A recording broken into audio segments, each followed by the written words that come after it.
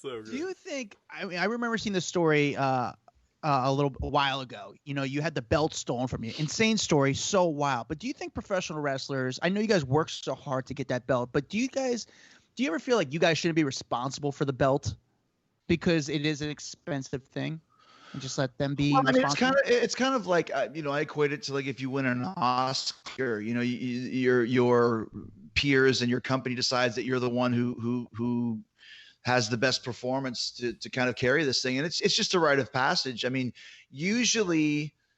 I mean, that was the first time, and now we have two. I mean, WWE has one that they keep with them that goes from town to town, to all the different shows with the ring truck or whatever the hell it's with.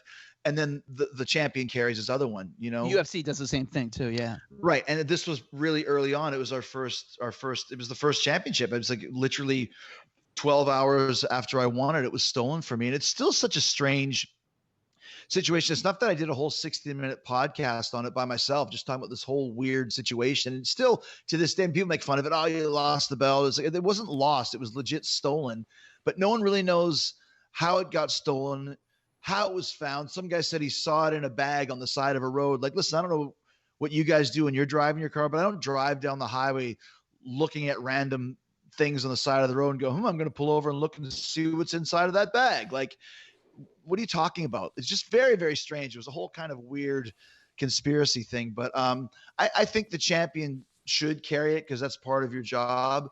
It's always fun going through airport security when it's like, you got to keep it with you because you don't want somebody to steal it, and it goes through security and what do you got in there? Oh, we got a champion over here. Hey, look at this guy. hey, John, come on, Charlie, come over. Feel how heavy this thing is. I'm like, can I just go, please? Like, can I leave now? So what is your theory with the belt? Because I have read the stories and and how it just doesn't make sense. What do you really think happened? Do you think that limo driver took it and gave it to someone else, or walked away long enough to let someone in?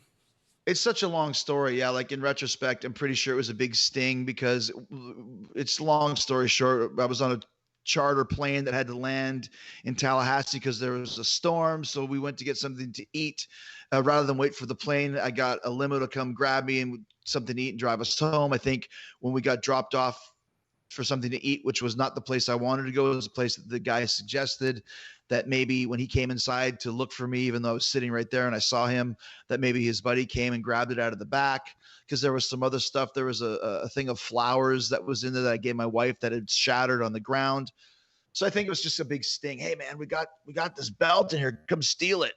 And then when they realized what they had and the fact that, like, what are you going to do with this thing? You can't sell it anywhere. It's like stealing a 59 Les Paul from Keith Richards. Like, it's worth $500,000, but who's going to buy it? Everyone knows Keith Richards lost the Les Paul. Mm-hmm. You know what I mean? So I think when they realized that they couldn't do anything with it, they just kind of left it on the side of the road for somebody to pick up and turn in to the police department. It was just really weird. And the police were taking pictures with the belt and posting it on Twitter, and then they deleted it. And it was just a very strange situation, for this title that was barely 12 hours old. It does seem weird to leave it on the side of the road. I got to think, like, why would you ever leave it on the side of the road? That doesn't make any sense to me either. That's what I mean. And I could go deep into it. There's so much other stuff in there where it really was like a Hardy Boys, a mystery book when you read them when you were a kid. Nancy Drew. So wild.